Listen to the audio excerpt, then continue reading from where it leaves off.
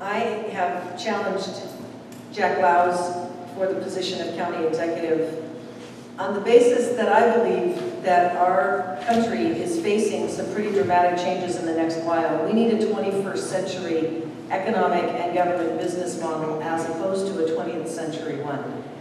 It's my experience growing up on a farm in eastern Washington that community development is what makes a community safer, not just increasing and expanding a police force and a jail industry. Over the last 40 years or so, I've been involved in private free enterprise business and leadership development in multiple different nonprofits and educational groups. I helped rebuild develop a long-term vision for Fairhaven back in the 80s that caused an urban renewal for the Fairhaven district. I was the manager of the Visitor and Convention Bureau when we went from a one-room tiny facility to 4 locations, 40 volunteers, 365 brochures, right on the cutting edge of the tourism industry.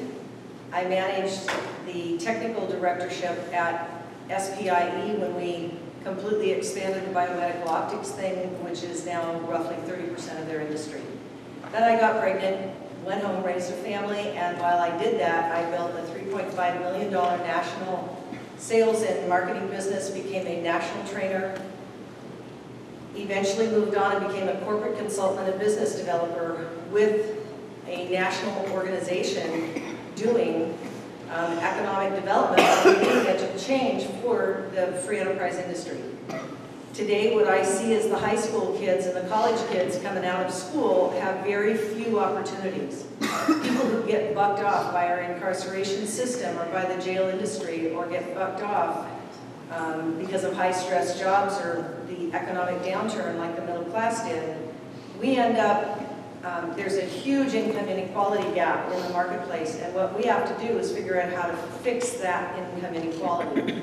When Irene Morgan brought to my attention what was happening with the jail industry in Whatcom County and how fast and how expensive it was to maintain large volumes of incarcerated citizens, and when I realized that we had a sales tax that we passed to rebuild the jail, we had another sales tax that we passed to rebuild mental health, and we have only a 30-year-old facility that was falling down.